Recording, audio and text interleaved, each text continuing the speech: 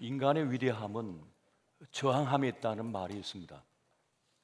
3.1절과 6.25 한국전쟁, 또 8.15 강복절을 맞으면서 깨닫는 바는 우리 있음의 이유 중에 그 중요한 이유 가운데 하나가 바로 저항함에 있다는 것입니다.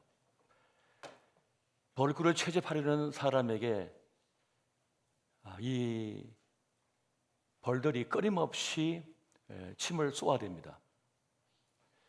무슨 소용이 있겠는가 하는 생각이 듭니다.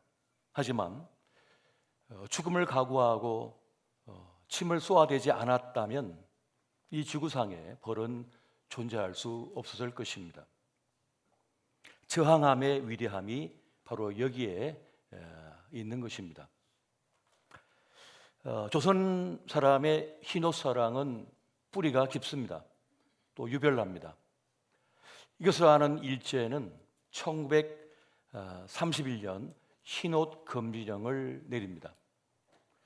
백의의 민족이라고 하는 그 민족 의식을 꺾어버리고자 하는 그런 전략이었습니다.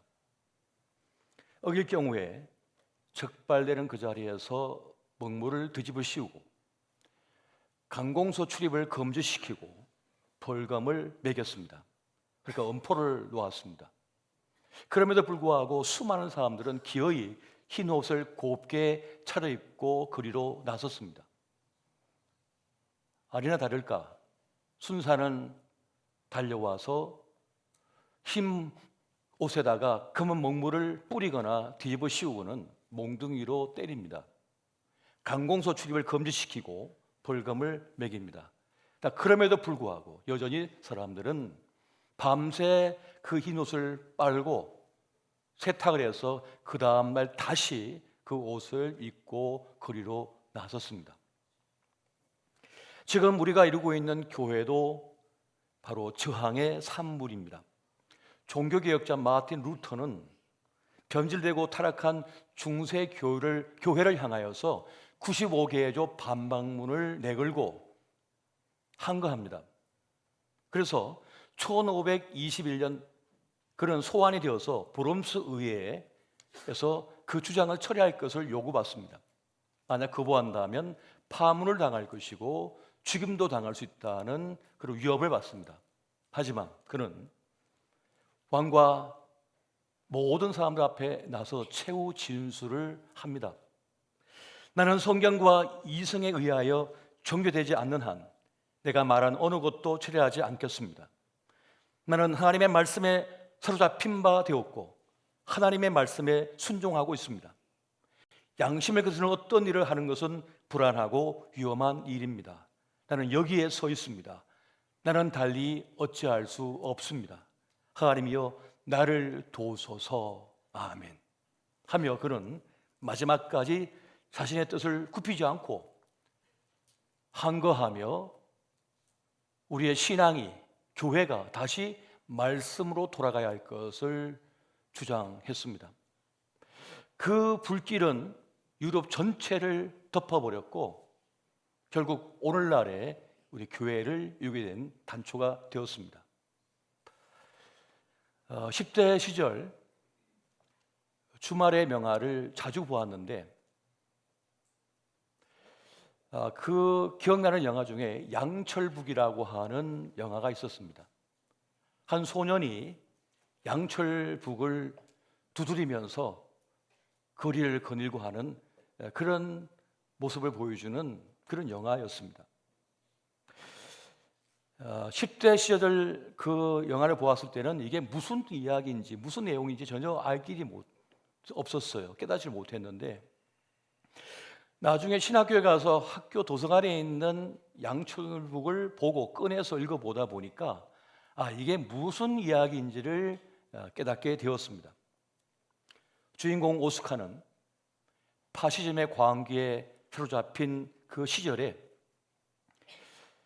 그 나치의 강신도가 된 아버지와 또 두 명의 남자 사이에 흔들리는 어머니를 보면서 충격을 받습니다. 그러면서 어른이 되는 것을 거부하고 계단에서 자기 몸을 던져버립니다. 그래서 더 이상 성장하지 못하는 모습이 되고 그렇게 소년으로 평생을 살아가게 됩니다. 양철복을 메고 다니는데 그것은 그의 소통의 수단이었고 또 항거의 수단이 되었습니다. 어른들이 이해할 수 없는 불의를 저지르고 폭력적인 행동을 하거나 엄란한 행동을 보일 때마다 그는 이 양철복을 막 두드리면서 소리를 질러요. 그럼 그 소리가 얼마나 크는지 위창에 막 깨지는 거예요. 사람들이 귀를 틀어막고 그 자리를 피해버립니다. 그렇게 오스카는 자신의 표현을, 자신의 의사를 양철복을 두드리거나 소리 지르는 것으로 나타냈습니다. 어느 날 이 소년 오스카는 양철복을 메고 나치 선동장에 들어갑니다. 연단 밑에 숨어 들어간 그는 군악대의 그 장단에 맞춰서, 그 행진곡에 맞춰서 군인들이 행진하는 것을 봅니다. 그러면서 그도 양철복을 두드리기 시작합니다. 그런데 이 엇박자로 들어오는 양철복 때문에 이 군인들이 이 행진이 엉망이 되는 거예요. 그리고 그 군악대에 그 악기를 연주하고 있는 군인들이 많이 있음에도 불구하고 이 양철복 때문에 이 행진곡이 갑자기 왈츠로 바뀌어버립니다. 그러자 그게 있던 수많은 군인들과 군중들이 서로 어울려서 왈츠를 추기 시작하는 거예요. 그러니까 그 자리가 엉망진창이 되면서 이상한 모습을 보여주기 시작합니다. 그러면서 영화는 끝이 나는데, 어린 소년 이 오스카는 당시의 불의와 부정과 악함, 전쟁의 광기 속에 있는 그 사람들을 향하여 저항을 하고 있었습니다. 비록 작은 양철복이었고 작은 아이였지만은 소리를 지르며 양철복을 두들면서 자기만의 소리를 내면서 항거를 하고 있는 모습이었습니다.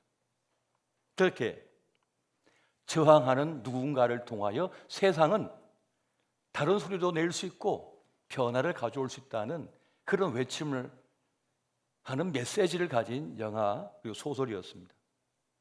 여러분, 출애굽의 시작은 불의에 대한 저항으로 시작되어지고 있습니다. 총리 요셉이 세상을 떠난 후에 그 가족들은 큰 위기에 처하게 됩니다. 야곱의 일족들은 이제 요셉으로 인하여서 애굽 땅에, 고센 땅에 정착하게 되었고 거기서 크게 번성하고 번영을 이루게 됩니다. 그래서 요셉도 죽고 그 형제들도 다 죽고 그 시대가 다 지났지만 그 후손들은 애굽 곳곳에서 크게 번영하여 번성한 삶을 살고 있었던 겁니다. 그런데 요셉을 알지 못하는 새로운 애굽의 바로 왕이 등장하자 그들은 이 히브리인들을 사회적 불안 요소로 규정합니다. 자기들보다 더 부자이고 더 잘 살고 힘이 있고 영향력을 발휘하는 모습을 보면서 위협을 느끼기 시작합니다. 그래서 그들은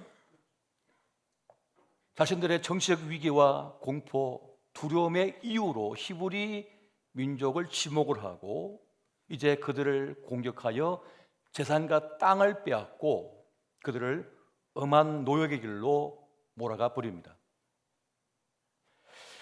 그들의 국고성인 비돔과 람셋을 건축하는 일에 동원합니다. 그리고 힘든 농사일에 다 투입을 시킵니다.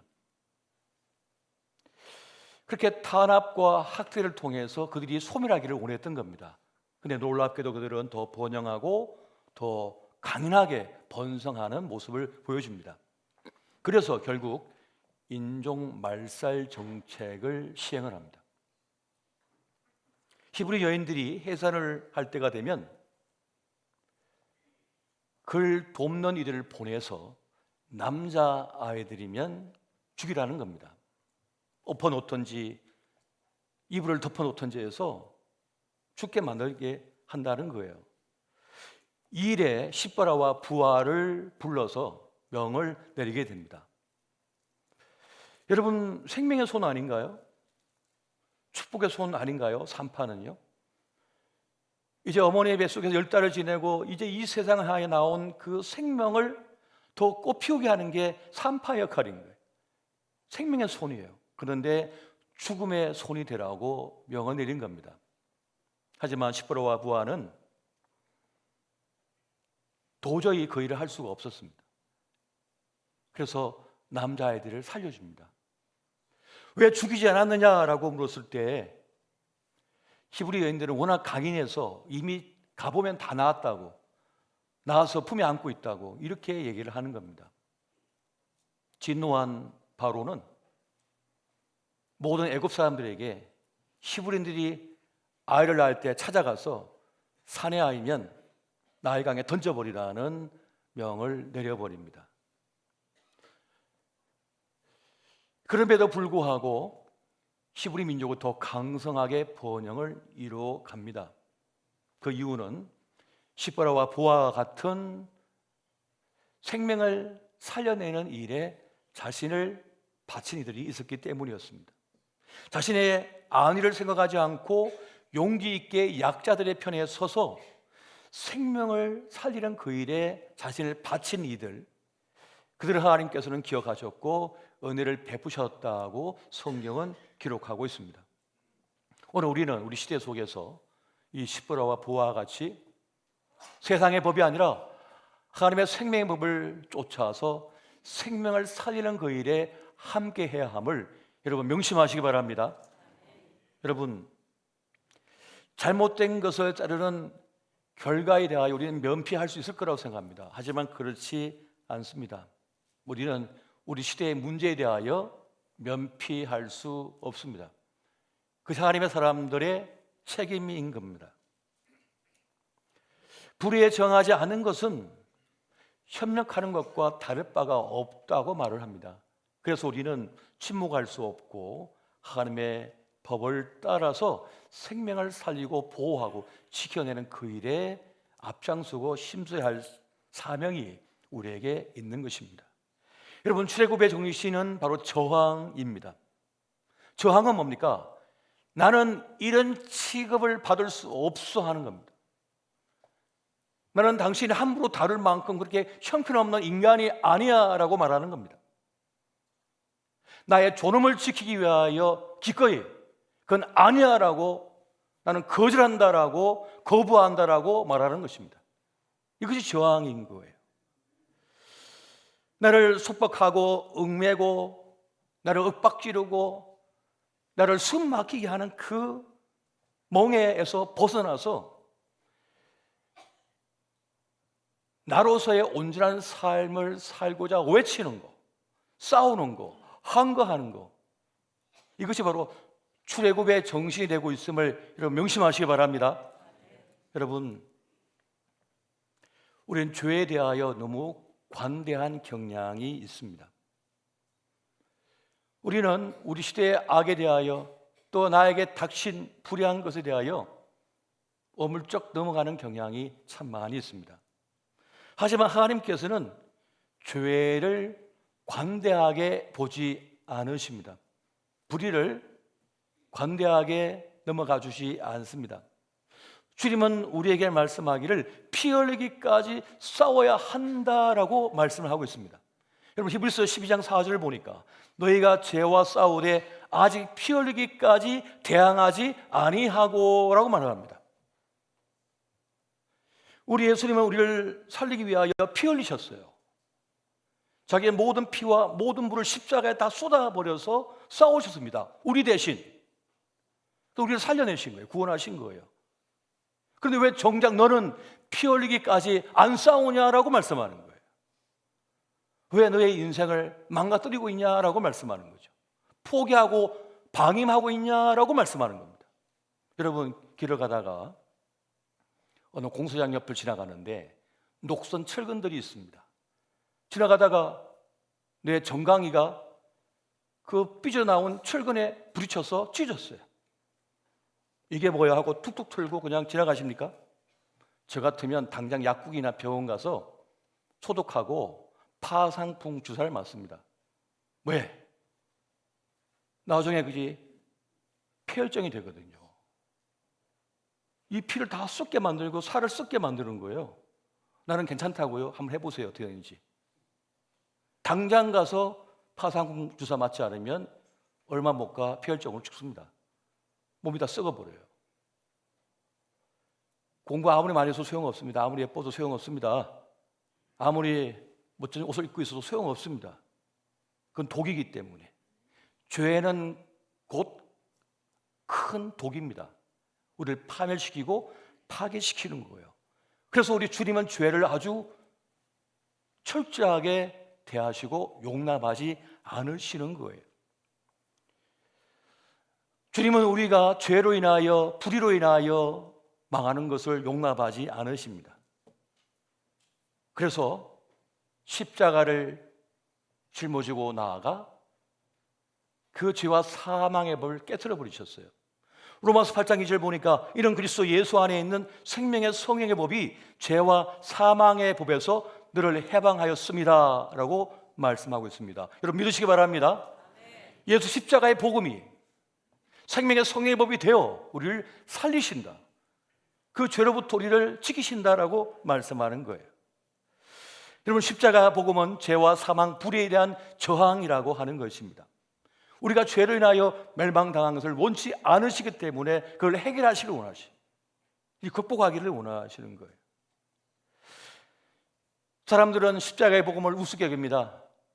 그게 뭐냐고 대수롭지 않게 여깁니다. 하지만 우리는 그것을 아주 중요하게 여기고 있습니다. 고린도전서 1장 18절을 보니까 이렇게 말씀하죠. 십자가의 도가 멸망하는 자들에게는 미련한 것이요 구원을 받는 우리에게는 하나님의 능력이라고 말씀해 주고 있습니다. 멸망하는 자들은 그거 별거 아니라고 생각하는 거예요. 폐혈증 그게 뭐야? 파상풍 그게 뭐야? 나 괜찮아. 썩어 들어가고 있는데. 하지만 죄로 인하여 멸망당한 걸 아는 사람은, 그 도구로 인하여 멸망당한 걸 아는 사람은 넘어갈 수가 없죠. 그래서 십자가의 도, 복음, 해독죄를 맞습니다. 그래서 그걸 이겨버리는 거예요. 살고자 하는 거예요. 여러분 십자가의 도는 사람들을 불편하게 만듭니다. 돈도 진리지, 권력도 진리지, 다른 종교에서 말하는 그 가르침도 다 진리지. 그러나 예수 그리스도가 구원이라고 하는 이 십자가의 도, 복음은 결코 타협을 용납하지 않습니다. 오직 구원은 예수 그리스도에게 있음을 믿으시기 바랍니다. 이 사실을 타협하지 않는단 말이에요. 여러분 그래서 복음은 투박합니다. 타협이 없습니다. 복음은 정면 승부를 합니다. 진짜인지 가짜인지는 확연하게 드러나게 됩니다. 여러분 고린도전서 1장 30절 말씀 같이 한번 보겠습니다. 같이 봅니다. 시작. 너희는 하나님으로부터 나서 그리스도 예수 안에 있고 예수는 하나님으로부터 나와서 우리에게 지혜와 의로움과 거룩함과 구원함이 되셨으니. 아멘. 예수님은 우리에게 지혜가 되시고 의로움이 되시고 거룩함이 되시고 구원함이 되신다라고 말씀하고 있습니다. 믿으시기 바랍니다. 오직 예수 그리스도만이 참된 지혜, 진리시다. 의로운 것이다. 그리고 나를 거룩하게 하며 나를 구원하는 것이다라고 하는 것을 믿는 것입니다. 여러분 십자가의 도를 따르는 것이 하나님의 사람의 모습이고 그것이 진정 크리스찬의 삶의 모습인 것입니다. AI 인공지능 시대를 맞이해서 생존의 위기를 맞는 이들이 많이 생겨날 것 같습니다. 우리는 그러한 시대에 대하여 저항할 수 있어야 하겠습니다. 무엇이든지 어떤 것이든지 쉽게 대체되는 시대를 맞으면 우리는 그 위기에 처한 이들을 돌보고 지키고 살리는 일에 집중할 수 있어야 하겠습니다. 세상을 움직이는 가치가 단지 수익이나 효율로만 작동되는 시대에는 그 때는 매우 위험한 시대인 거예요. 그런데 그 가장 엄혹한 시대 속에서도 하나님께서 주신 양심을 따라서 살고자 하는 이들 때문에 세상은 살만한 곳이 될 수 있게 되는 것입니다. 여러분 세상엔요 진심으로 옳은 일을 하려는 사람은 충분히 많지 않습니다.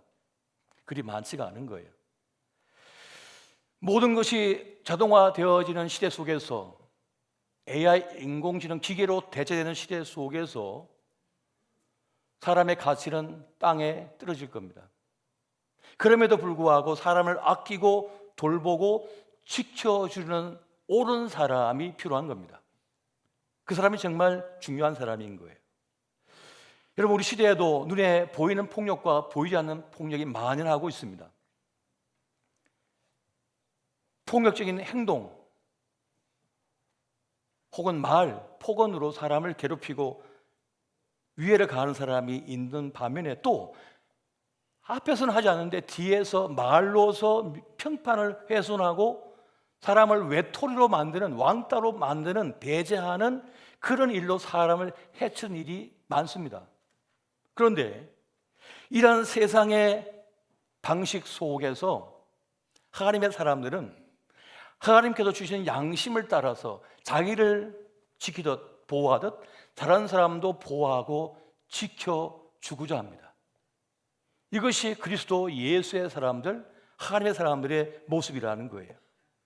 하나님께서 가르쳐 주시는 진리를 따라서, 그 방식을 따라서 하나님의 자비의 법을 따라 행하는 사람들, 이런 사람들이 이 세상에 많지가 않습니다. 그런데 AI, 인공지능 시대, 앞으로 시대에 이 사람들이 가장 귀한 사람들인 거예요.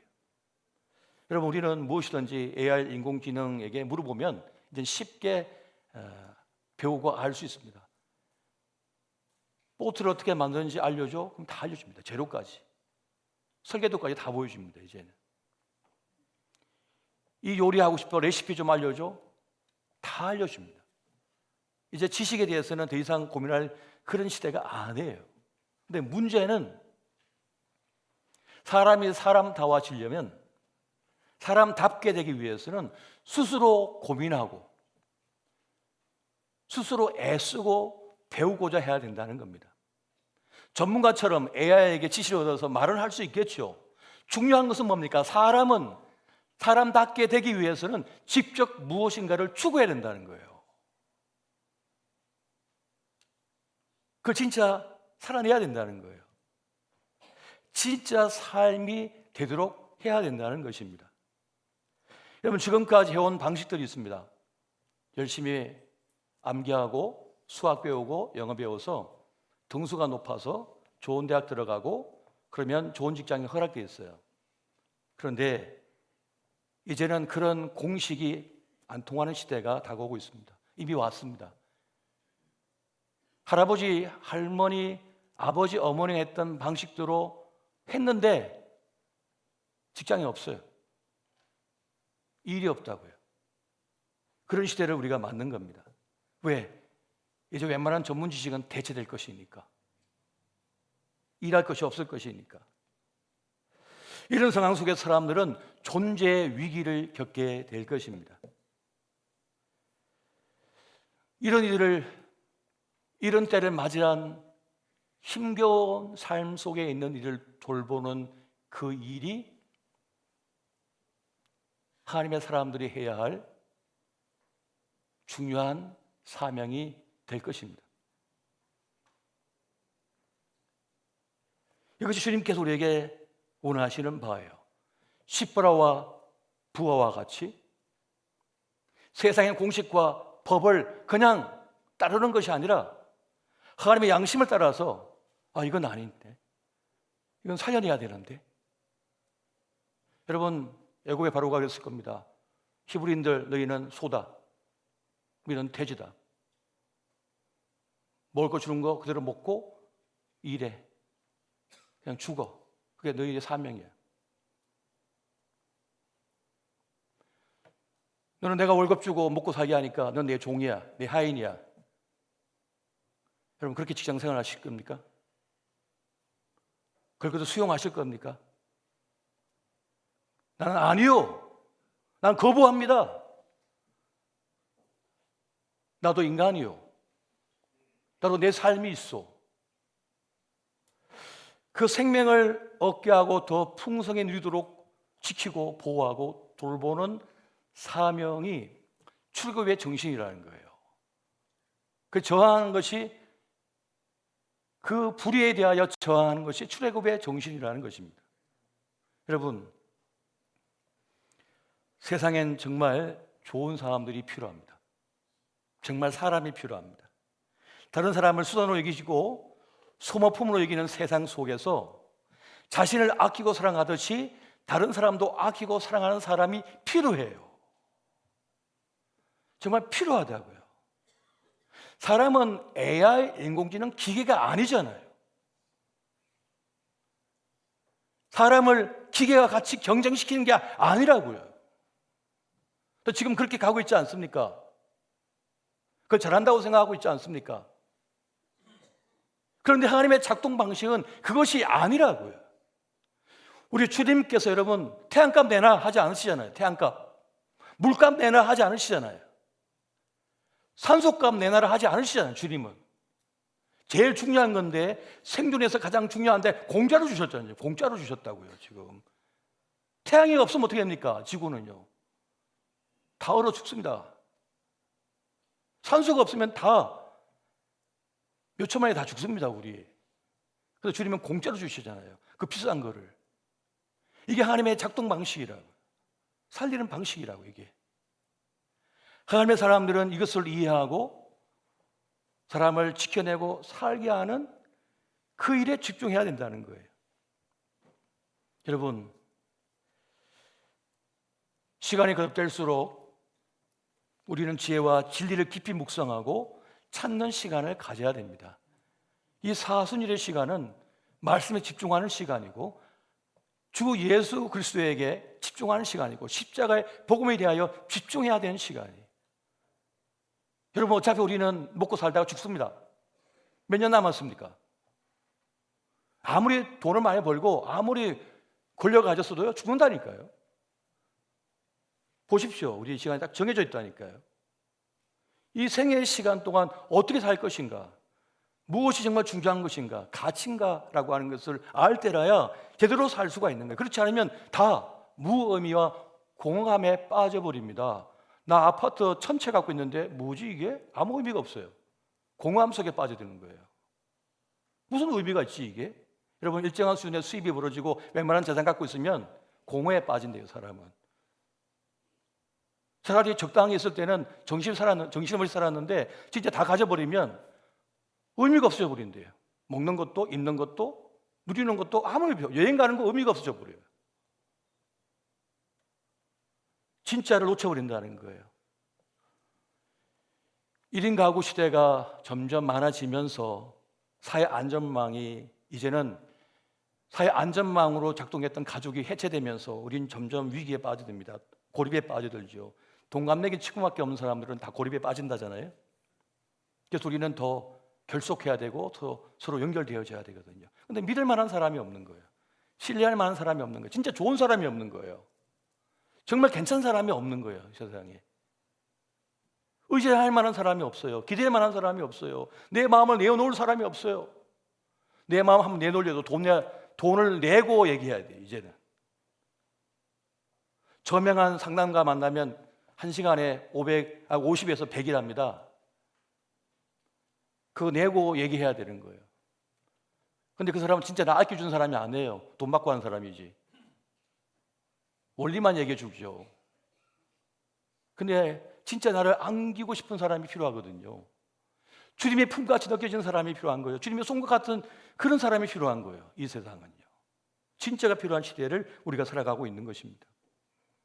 죽음의 기운이 넘치는 세상 속에서 생명을 맛보게 하고 참된 위로를 경험하게 하는, 그들을 만날 때 치유가 일어나는 것이고요, 회복이 일어나게 되는 것입니다. 세상과 함께 살아가는 이 세상 속에서 우리는 세상의 법이 아닌 하나님의 법으로 살아야 될 줄 여러분 믿으시기 바랍니다. 여러분,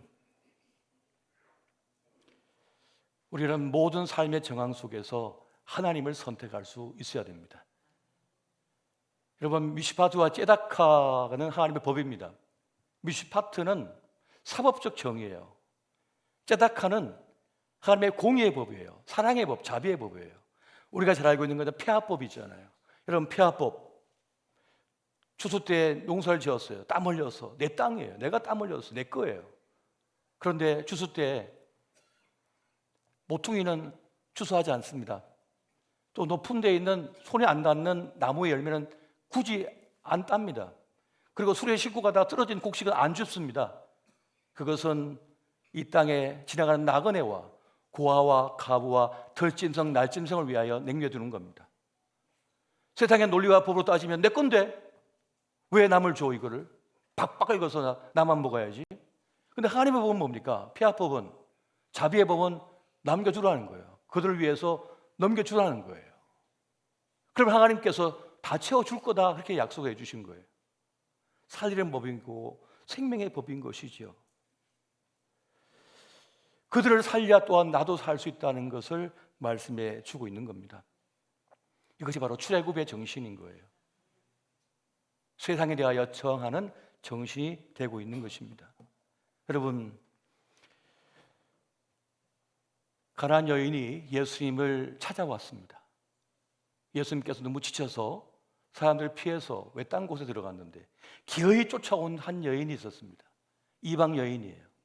이 가나안 여인이 주님께 엎드려 외칩니다. 내 딸을 살려주십시오. 아파 내 딸을 살려주십시오.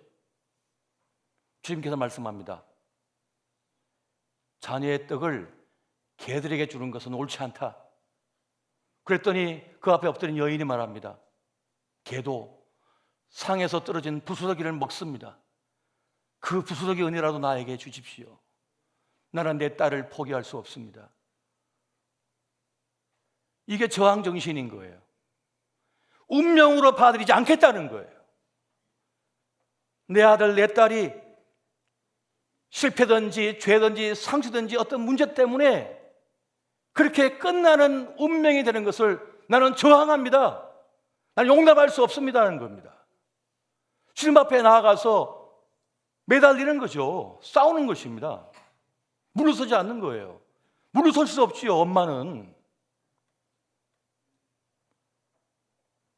우리 김희진 집사님이 우리 창교회 반주자로 아픈 가운데서 감당하셨는데 제가 병원에 신방 가서 그랬습니다. 안식월 가기 전에. 집사님은 엄마잖아요. 엄마는 싸워야죠. 내 아이들을 지키기 위해서 싸워야죠. 엄마는 강한 겁니다. 싸우겠다고 말씀하셨어요. 계속 싸우고 있다고 말씀하셨어요. 내가 엄마로서 할 수 있는 모든 것을 하면서 싸우겠다고 말했어요. 그러게 최선을 다하여 싸우고 또 싸우다가 자기 사명을 다한 거죠. 그리고 하나님 부름을 받으셨습니다. 출애굽의 정신은 바로 이것인 거예요. 나를 장악하고 있는 지난 과거의 상처와 아픔들, 실패들에 대하여 저항함으로 출애굽하는 것입니다. 그걸 이기는 것입니다. 나를 올가매고 있는 악한 생각과 그리고 더러운 죄에 대하여 피 흘리기까지 싸우는 거예요. 그와 싸우는 거예요. 나를 지켜내는 거예요. 내 삶을 살려내는 것이죠. 나를 아프게 하고 나를 고통스럽게 하는 그 질병과 끝까지 싸우는 거예요. 그걸 버텨내는 거예요. 그 저항의 정신이 출애굽의 정신인 겁니다. 어떤 운명이나 어떤 형편과 어떤 상, 어떤 질병 속에 있다 할지라도 끝까지 싸우시기 바랍니다. 나는 포기하지 않습니다. 하나님, 나는 끝까지 싸웁니다. 내 삶을 지켜내고 살려내고 다른 사람의 삶도 지켜내고 살려내는 것, 그것이 주님께서 원하시는 것이고 그러한 가운데 하나님의 구원의 큰 역사가 최종적 승리가 함께함을 믿으시기 바랍니다. 이 은혜가 함께 하시기를 예수 이름으로 축원드립니다.